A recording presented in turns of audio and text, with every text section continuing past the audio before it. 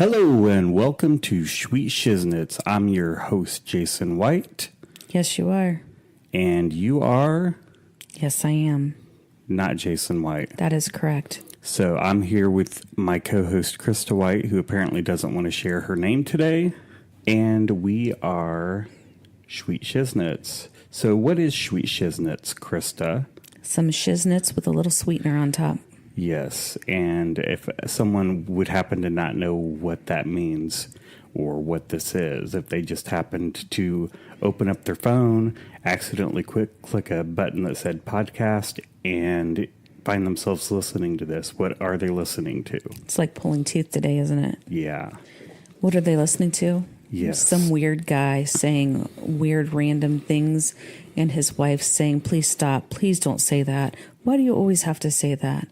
So you really want to know what we're talking about, don't you? Well, that's what I'm trying to get at, yeah. Are you wanting me to say it? Yeah.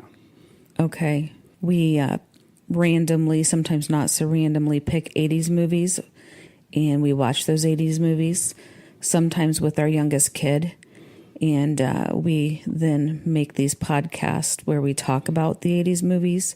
Sometimes we like them, sometimes we don't, and we give our opinion and our reviews so that you can listen to us. Yes, and this week we watched a movie that is, even though I wasn't allowed to watch it growing up because I was a strict fundamentalist Christian, it really has some very strong, strict fundamentalist Christian values. Like, if you have premarital sex, you will get murdered.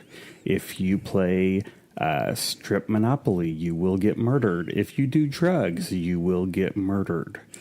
I'm not really sure that that's what they were saying. So, I mean, even though that happened, I'm not sure that they were putting that correlation if you hitchhike, together. You will get murdered. So, really, I think my parents should have encouraged me to watch it. Now, is that what you told Shelby? Did you make sure that she knew all those things? I figured she could have gotten the gist from watching the movie. She's sitting beside me and she goes, huh? Apparently, she did not get the gist of those things in the movie. So, if you commit any type of immorality, you will get murdered. Now, we have told her if she sat down to watch any movies with us, because we pick if it's a rated R, we will pick if she can watch it or not. And you do tell her at the beginning of every movie, there is a scene.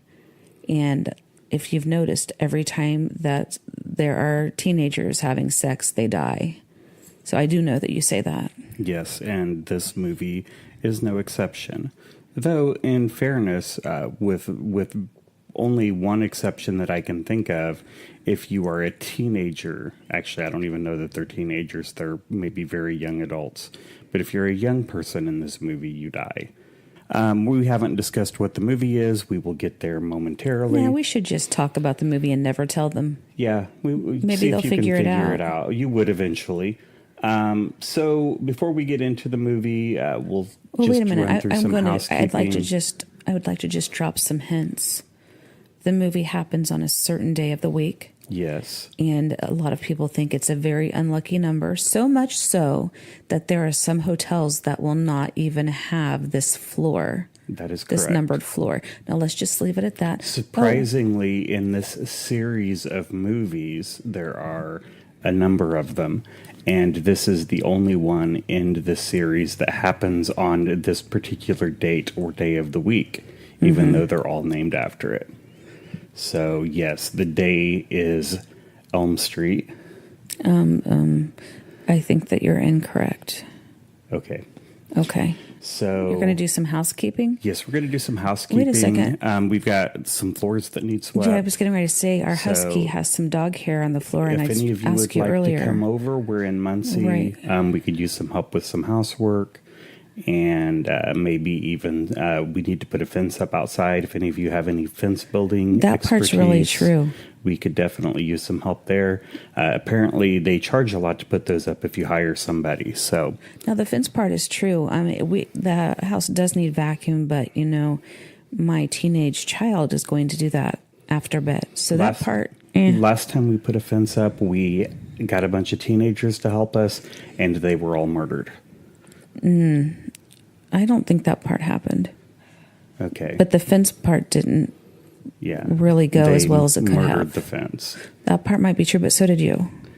So, Not going to agree to that. so you know, You're ignoring me. yes, you can find us on all the social medias at facebook.com/Schweet Shiznitz, on Twitter at Schweet Shiznitz, on Instagram at Schweet Shiznitz. If you would like to support us, you can do so by going to patreon.com/Schweet Shiznitz, where you can get bonus content. You can get all sorts of fun and exciting surprises and gifts, and we will shout you out on our podcast. And we would appreciate that. Hi, Linda. Also, See, there's someone we shouted out to who's supporting us. yes. Also, if you would like to share any of our tweets, any of our information, we would love that. See, we work kind of like a multi-level marketing. Imagine that we're like Amway, or like, what are those stretchy pants that they sell? Who's they? You know, people have parties at their houses. LuLaRoe? LuLaRoe, yeah. We're like LuLaRoe. Or it works. There's one too. Yeah, so you can either pay us, or you can share us with other people and they can pay us. So Or both. Or both. Both is better. So you can either buy LuLaRoe, or you can sell LuLaRoe. But we need you to do one or the other. Let's stop giving them credit there. Let's just talk about us. So we're like that. We're a multi-level marketing, and you can either share us with all your friends, throw Schweet Shiznitz parties, or you can just pay us. So He just keeps saying or. I'm saying and. or you can do both. It's and. You know, Krista was an Avon lady for a while. She did the whole Avon lady calling. I don't know that I said that. And but she bought and sold Avon, so because she got a sweet discount on her own Avon. That's correct. And so you can do both. You can pay us and tell all your friends about it. That's important. So because doing a podcast costs money, so we will move on from. I started that. to say, "Okay, preacher, let's get on to So the you can call me Jimmy Swaggart. The meaty I'm part not of it. going to have an affair with my secretary. I don't have a secretary. It's a I good need thing. money for that. So No, you're not going to have a secretary and have an affair, or you will not be on the podcast any longer.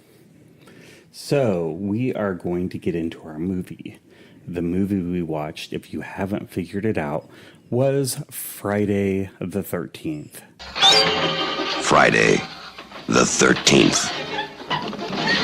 You may only see it once, but that will be enough.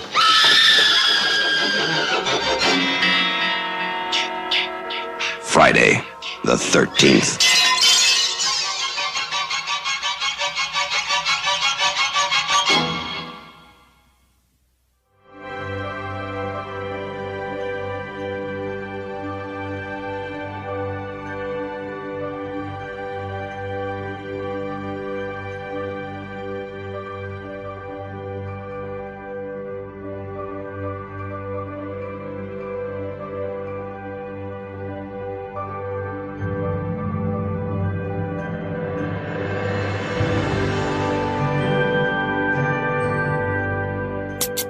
The first one. The original Friday the 13th.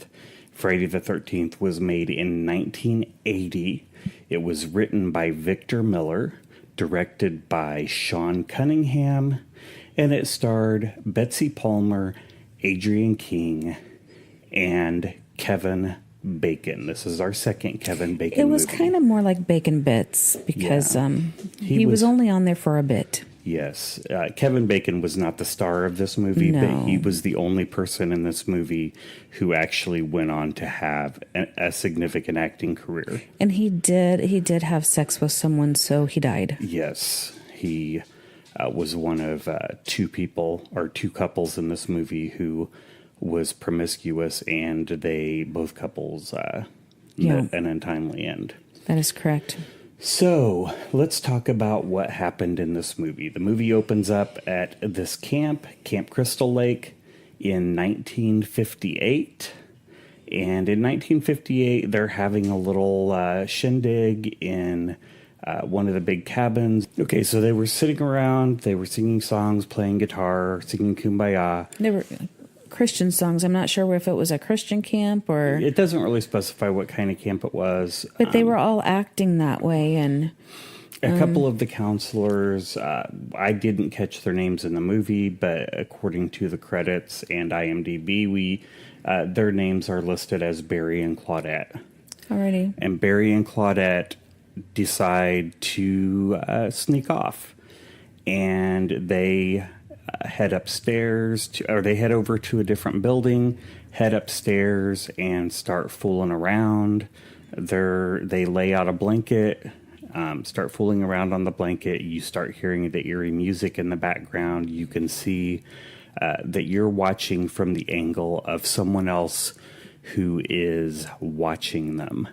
And then the next thing you know, Barry sees them. Yes. And freaks out. And Barry's murdered. Well, no, they recognize this person and say, they start making excuses. And we were just, oh, no, what are you doing? And they know the person. They know the person. Mm-hmm. So it's someone that they're familiar with. Mm-hmm. And we later find out why. It's someone else who works at the camp. And they are murdered. Both of them dead.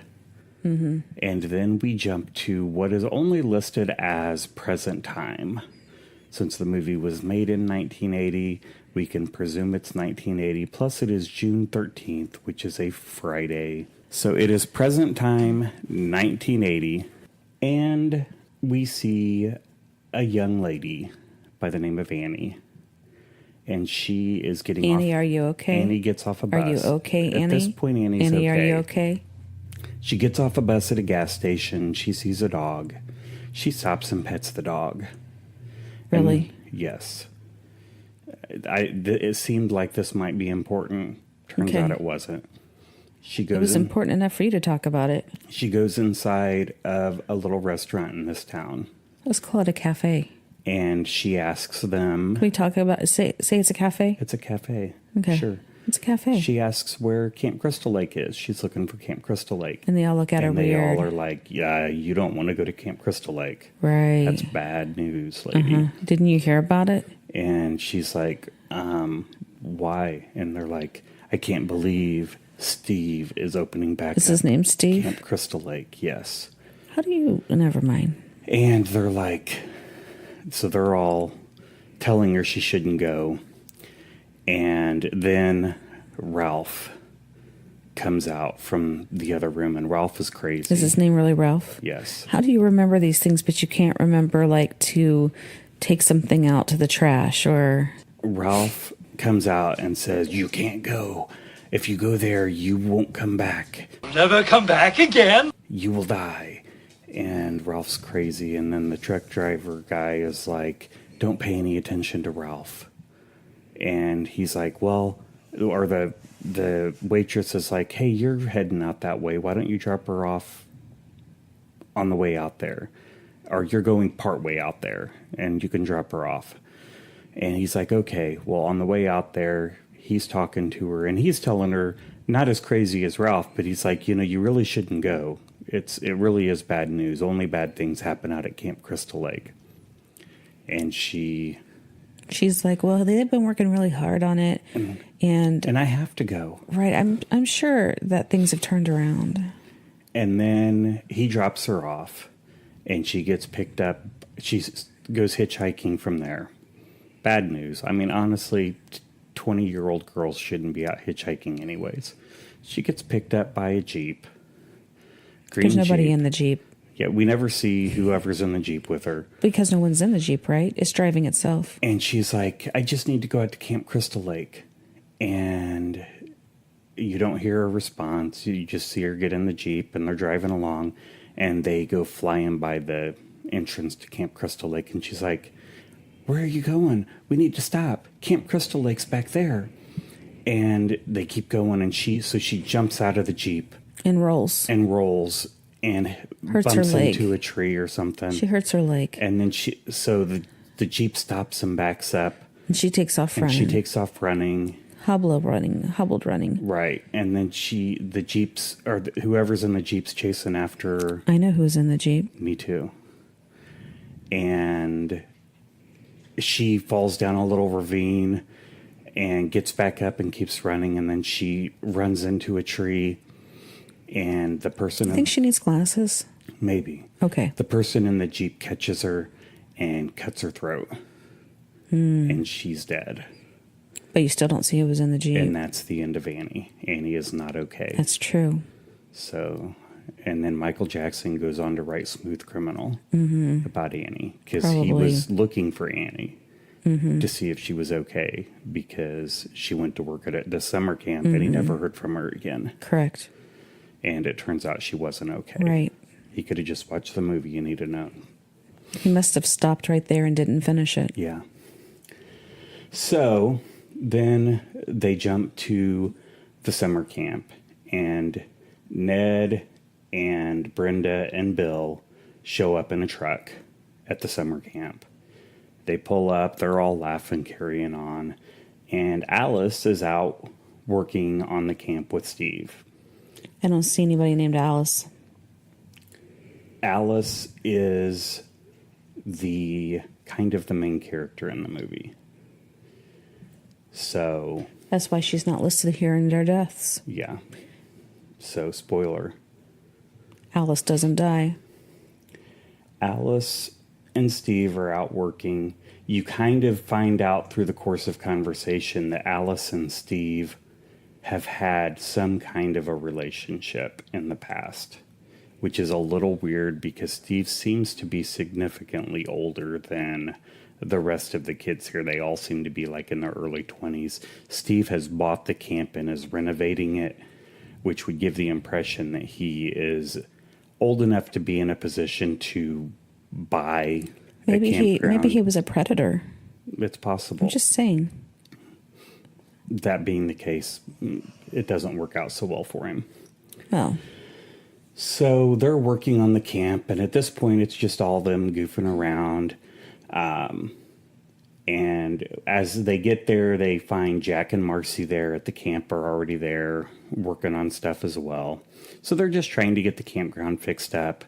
They're playing around. But periodically they see something moving around on the other side of the lake. And they're not sure what it is, but nobody acts super like alarmed or freaked out by it. Like it could be an animal, you know. It could just be Annie's body like rolling around, you know, she's dead and all just... Yeah, just moving on its own. Probably. The ghost of Annie. Yeah. Chipmunks and squirrels people are pulling like, her. Hey, where's Annie? Has anyone heard from Annie or anything? You think Annie's okay? Yeah. Is she okay? But, you know, it's 1980. They don't have cell phones or anything. So nobody, they're like, well, she could, you know, her bus could be late. It's hard saying. You know, in 1980, if somebody was a few hours late, like, people didn't freak out because... They just wondered if Annie was okay. Yeah, things just happened. Right. And all right. especially if someone's, like, traveling cross-country. Yeah. Like, you didn't have any way to contact someone and be like, hey, I'm running a little bit late. She probably still was hitchhiking, and they were okay with that. Yeah. Everybody did it. Nobody thought anything of Annie being a little bit late. Nah.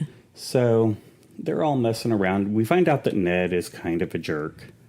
He's your typical, like, the guy who doesn't ever really have a girlfriend because, he's kind of amusing, but he's always...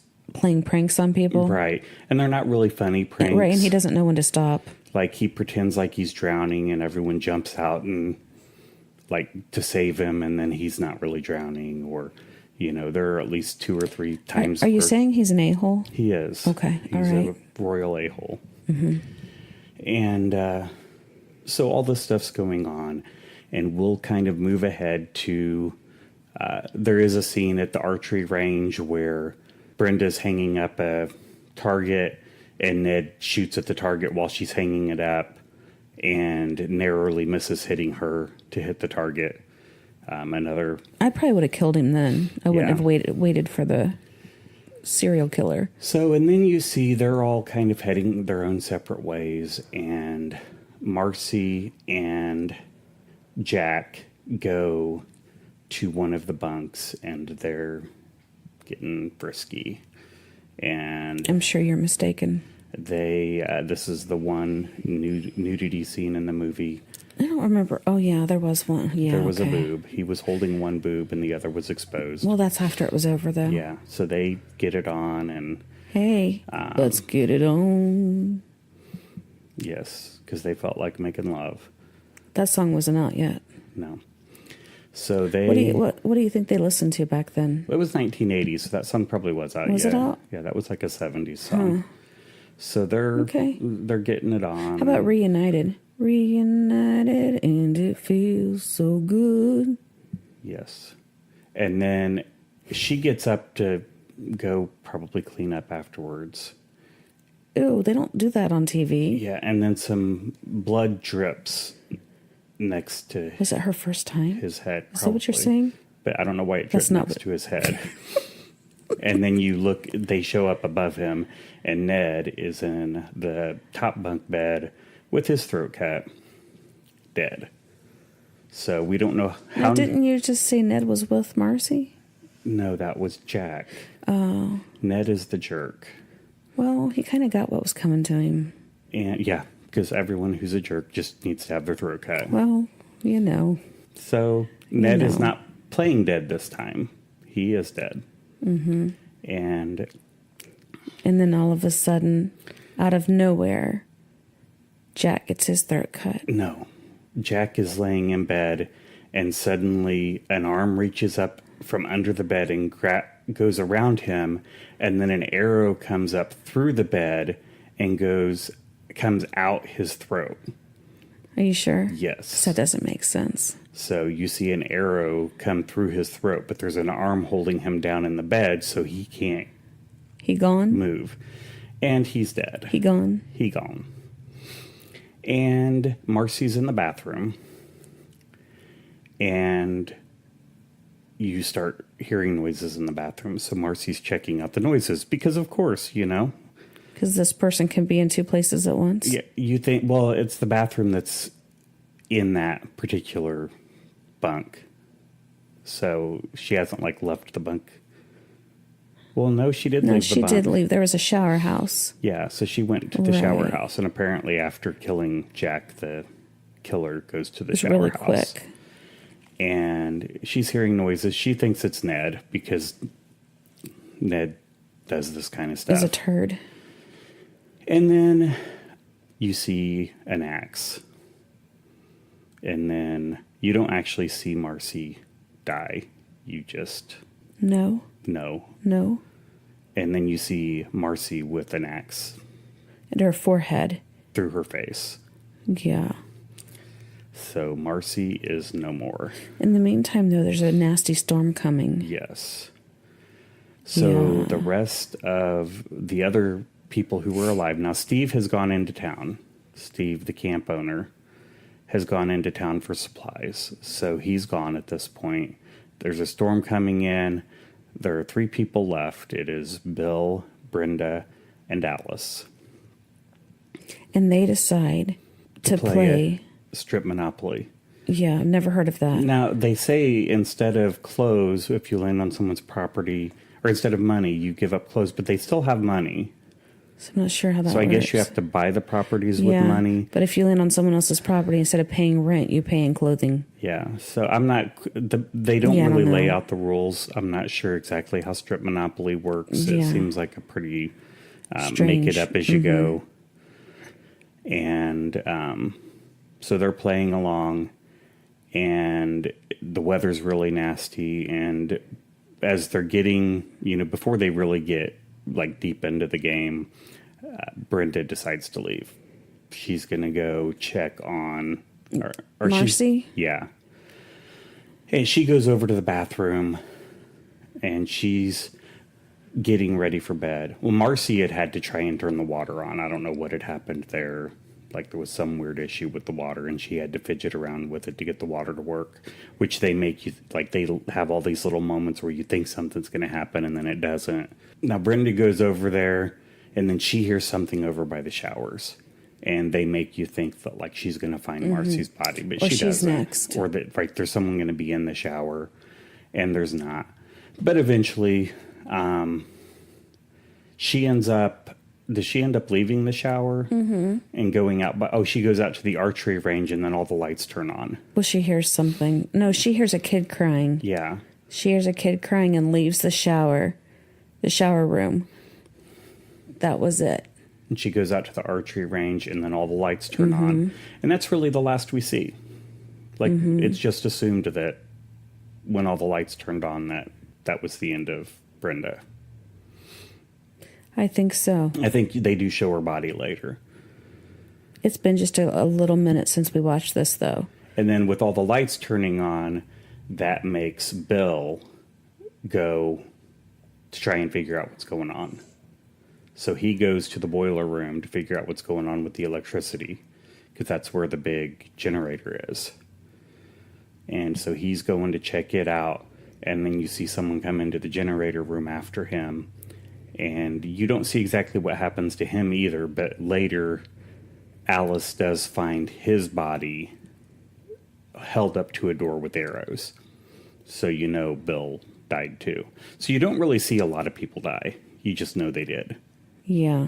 So I think the only people you see die at this point are Annie. Because she's not okay. And Kevin Bacon. And that's it. Well, then you see Steve finally get dropped back off at the camp. And he runs into the killer. And he's talking to the killer because he knows the killer. And he's like, "What are you doing here?" And then he gets that look of panic on his face because he sees that the killer's going to kill him. And then later you see his body fall from the rafters in a building. So Steve has also died. I think the key to this movie is everyone dies except Alice. Yes. And then Alice, there's a showdown between Alice and the killer. Yes. Well, then later, as Alice is finding the bodies and realizing that everybody's dead, she's freaking out. There's no phones or anything, so she can't call anybody. All she can do is wait. And then she sees a Jeep pull in, and she thinks it's Steve. But it's not Steve's Jeep. It's the Jeep that picked up Annie. No, it is Steve's Jeep. No, it's not Because Steve's I thought Jeep. Steve was dead on top of the Jeep. No. Steve has a Jeep. Just like the killers. Just like the killers, which we don't know that it's the killers yet. But another Jeep pulls up that looks a lot like Steve's, and she thinks it's Steve, and then she runs up, and a lady gets out. A lady? Really? Yes. A older middle-aged lady, probably in her maybe early 60s. I don't think so. Well, she had to have a son in the mid to late 50s who was old enough to be at camp. And now it's 1980. So it's 23 Maybe. years later. Okay. I'm getting a little sensitive about this middle-aged to maybe older thing because, you know. So her son now would be... Did you hear me talking? Yeah, like because I'm climbing. 35. You're still talking. I'm climbing Yeah. the hill. I'm on top of this hill. So talking about middle-aged to later, I feel like I'm identifying. So I'm like, let's not call her that. But if her son now would be 35, then she would have to be at least like 55. You ever notice I'm talking and Dad like doesn't like realize I'm talking? No, I hear you. Or he hears me, but he's still doing his thing. You ever notice that? Yeah. I'm still a year older than you for another day. It's not the same. They don't treat women and men the same when they start aging. And any woman listening to this podcast is like, that's right. They don't. Men get treated much better than women when they start aging. So True story. I'm going to say she's 55 to 60, just based on the math. And so she introduces herself. She says, "I'm Pamela Voorhees, and I used to work at the camp. I'm friends with Steve, and I worked at the camp back in when it was open before." And she starts telling her the stories of what happened at the camp before, that there was a boy who was swimming one year and drowned because nobody was watching him. And then the next year, 2 counselors were murdered. And then as she goes on to tell the story, she ends up telling her that the young boy who died drowning, his name was Jason Voorhees, and he drowned because the counselors who were supposed to be watching him were off having sex instead of paying attention to him, and that the boy who drowned was her son. Eventually, Alice starts putting the pieces together and realizing that it was Mrs. Voorhees the whole time who had been killing these people. Mrs. Voorhees had killed the two counselors in 1958 because they were the counselors who were supposed to be watching her son the year before and allowed him to drown. And then she was coming back killing people now because she didn't want the camp to reopen. And Alice was the only one left, so it was a matter of time before she tried to kill Alice. And then there's a long, drawn-out deal of Alice and her fighting. There are at least 3 situations where Alice knocks Mrs. Voorhees down, has her incapacitated, and rather than finishing her off, runs away so that Mrs. Voorhees can get up and chase her down and find her again and try to kill her. But the goofy part of the movie, because the movie was just really goofy, is that Mrs. Voorhees will periodically try to talk like Jason, her son, and go, Mommy, kill her. Kill her, Mommy. Kill her. Kill her. Don't let her get away, Mommy. And then she'll say, I will, Jason. I'll go get her, Jason. And then she'll go back and go, hurry, Mommy, hurry. She's getting away. Don't let her get away, Mommy. Don't let her live. I won't, Jason. And this happens several times. And you're just like laughing because it is so stupid.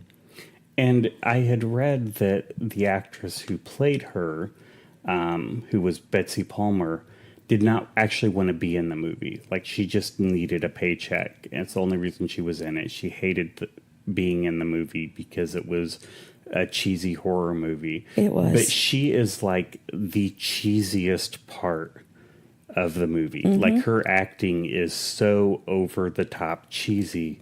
Like, more than anybody else. Like, the rest of the actors, like, it wasn't good acting, but it was passable. Like, it was just really the story and the special effects, but her acting is just horrible. Mm-hmm. And it's like, okay, you're the reason that this is a cheesy horror movie. So they go through all of this. She's chasing her with the machete, trying to kill her. Alice has at least 3 opportunities to take her out and doesn't. Instead, runs away. Finally, Alice gets to the beach where she's just going to wait it out, and Mrs. Voorhees shows up one more time, and Alice hits her with an oar, knocks the machete out of her hand. They wrestle a little bit. Alice gets the machete from her, and then she's running towards Alice, and Alice takes off towards her and lops her head off. And that's the end of Mrs. Voorhees. And the next thing you see is Alice is in a boat in the middle of the lake. The next morning And is asleep. And the police show up. Right. And so everything's good. And then all of a sudden, out of nowhere, comes a little boy out of the lake that grabs Alice, flips the boat over, and then you don't see anything else. You don't know what happened. No. And then Alice wakes up in the hospital with the police, and she asks about the boy, and nobody knows anything about the boy. Nobody's found the boy. There's no sign of the boy. Right, and thus Jason lives on. But in this movie, Jason is like a scrawny kid. Yeah. He's in the movie for all of about 10 seconds. And by no means does he appear to be like a massive killer. So he's not even mentioned in the movie, like until almost the very end. It was goofy. But that's the movie. It is not a well-made movie. No. But it ends up... Wait, it is, your words, does not hold up well. No, not at all. So we'll get into the trivia of the movie. It ends up becoming a franchise consisting of 12 movies, 11 sequels, and a remake, as well as a TV show, a series of comics, some novels, and some video games. Jason ends up going to Manhattan, as well as space, and does a crossover with Nightmare on Elm Street. Why not? Where Freddy uses him to scare people because they're no longer having nightmares. Why not? And he needs Jason to cause people to have nightmares so that he can work again. The movie was made for a whopping $550,000, which even by today's standards, that adds up to about $1.5 million, which is extremely low budget for a movie. But it made $40 million at the U.S. box office and $60 million worldwide. How do you get $550,000 and you get $1.5 million out of that? Inflation. Oh, gotcha. I was trying to add, and I'm like, what are you talking about? Okay.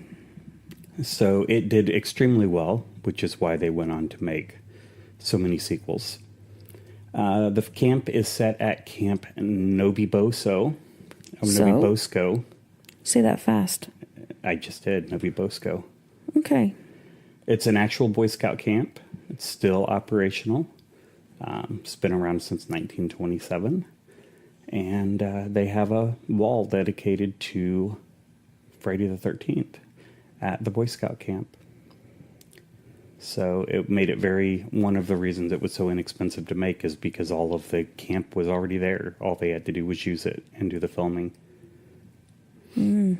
The scene with the snake was added at the last minute, actually because the writer had a snake show up in his cabin while they were filming, and he had the idea to add it to the movie. So they did. They used a real snake and actually killed it by cutting its head off during filming. No, thank you. So that would not happen now because we have things like PETA that fight to keep actual animals from being injured and killed in movie making. I don't think snakes should count. The only time there is music in the movie is when the killer's present. And it's really dumb. Yes. In the words that I forget what they were, the whispers. Yeah, it's like pop, pop, pop, pop, kill, kill, kill, kill. It is so dumb. So horrible. Victor Miller wrote this movie in 2 weeks. That makes sense right there. Mm-hmm. And the movie was filmed in 4 weeks. Again, I get it. Which also shows. Jason is first mentioned at 1 hour and 16 minutes into the movie. Again, he appears for all of about 10 seconds. They didn't intend for this to be a franchise or for Jason to be more than a motivation for the killings. Sean Cunningham, the director, refused to work on the sequel because he didn't like the idea of Jason returning from the dead as the killer. But he now admits he was wrong. Yeah, I bet he does. As they have made a fortune off of Jason being a movie He's killer. just butthurt because his was really bad and the rest of them are much better. Well, better is judgment. Well, I guess we'll have to find out, won't we? I've forgotten some of them. I mean, I remember some of them being decent. Well, they definitely better than this one, though. But they at least made a ton of money. And this is actually, as I mentioned before, the only movie in the entire series that actually takes place on Friday the 13th. So there were some people who speculated that the movie took place in 1979, but there was not a Friday the 13th in June in 1979, but there was in 1980. Therefore, the movie must have taken place in 1980. Favorite scenes? Did you have any favorite scenes in the movie? When it was over. When it was over? I don't think I really did. Yeah, it was not a good movie. No. So, picking out favorite scenes is kind of tough. The one thing I would say with this movie is it wasn't like one of those movies where you were like fearfully anticipating for people dying. You kind of were rooting for them to die because it was like, please just die. My microphone smells like essential oils.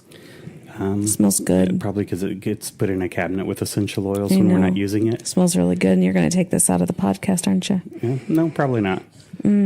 So alternate casting we haven't been doing, but I did mention I actually put it on Twitter. What are you talking when I'm talking? Because you're talking about balls. Sweaty balls. You get mad at me if I talk about balls. You talk about inappropriate things all the time. So alternate casting we haven't been doing for a while. It's really hard to put alternate casting in a movie that sucked this bad. Well, I mentioned, and this is just my personal preference. You're going to do it again, aren't you? But I would say I know you what you're could gonna just do. put the whole Riverdale cast I in knew it this was movie coming. because I personally find Riverdale to be one of the most ridiculous shows on TV. I only catch bits and pieces of it. And the bits of storylines that I catch are so over the top and ridiculous that the thought of watching the cast of Riverdale be sequentially murdered would just make my day. I would just love to watch that.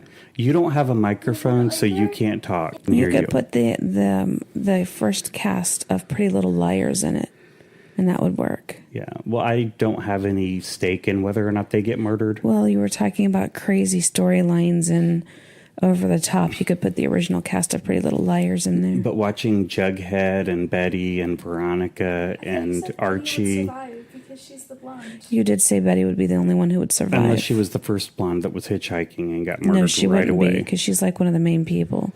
Let's move on. So, and now we get to our reviews. So out of 5 Shiznitz, 1 being the worst, this is the worst movie you've ever seen.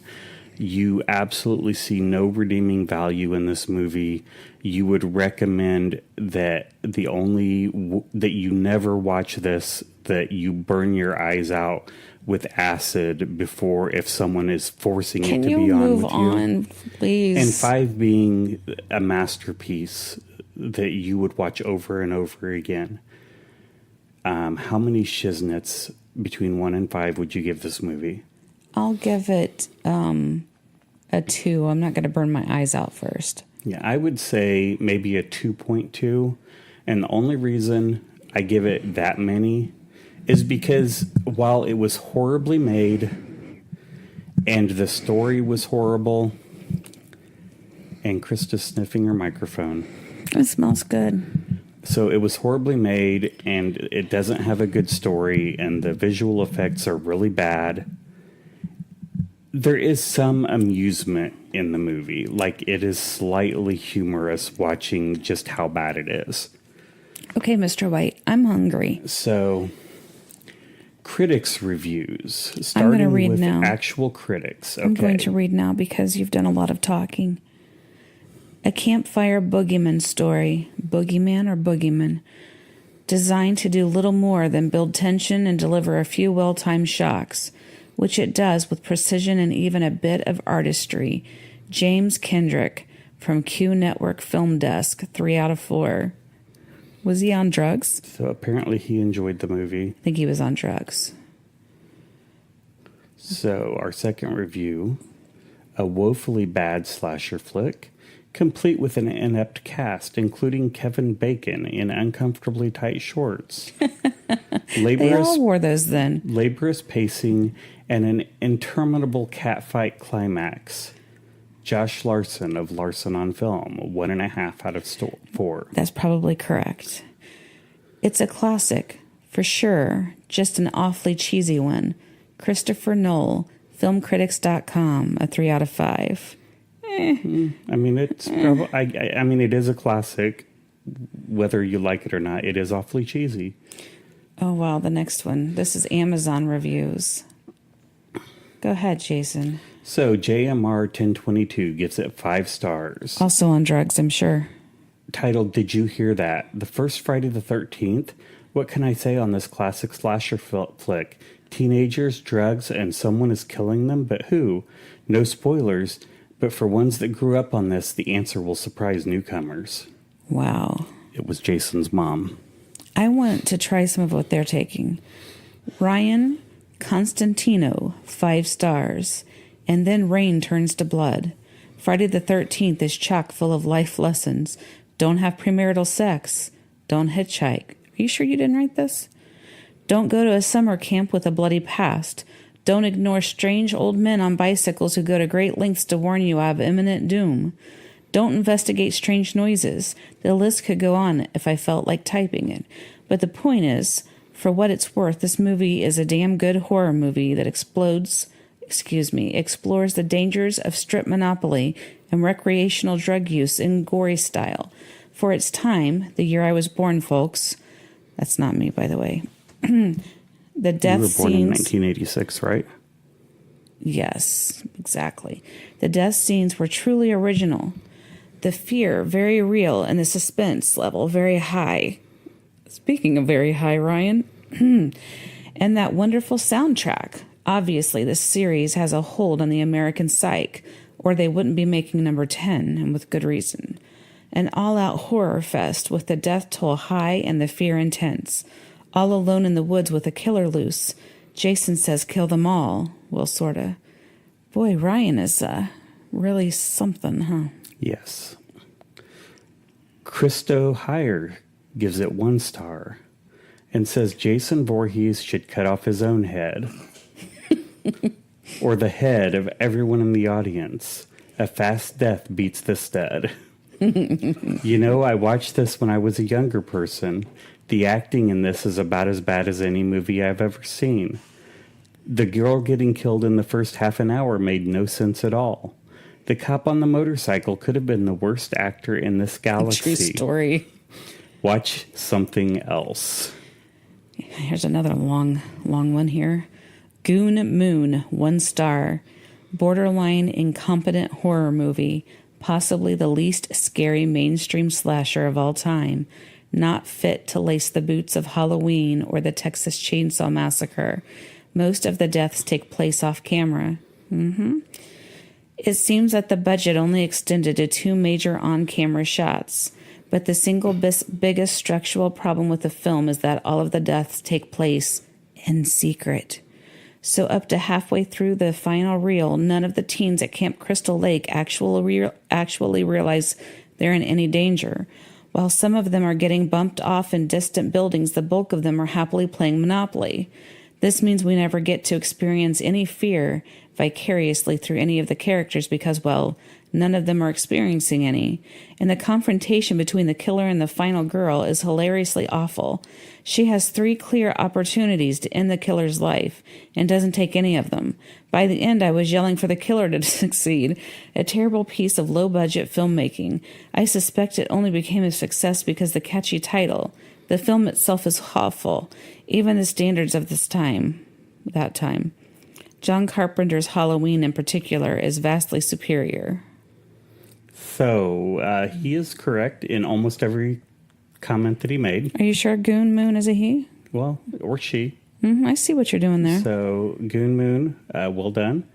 That is, I mean, I don't know how it compares to Halloween or Texas Chainsaw Massacre, but every point you made is correct. It is just like they were just trying to save money by not showing anybody actually dying.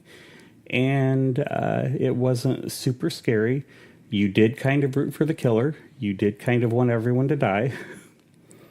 Mommy killed them all. Every one of them, Mommy. But the only thing I would disagree with is at the end, I kind of wanted some kind of showdown where Alice and Mrs. Voorhees killed each other, because I didn't want Mrs. Voorhees to survive either. So if they could have like cut each other's heads off simultaneously and we could have had both of them die, that may have been the perfect ending to the movie. Maybe. So, because I wasn't rooting for either one of them to survive. I was just rooting for it to be over. Yes, and it was eventually.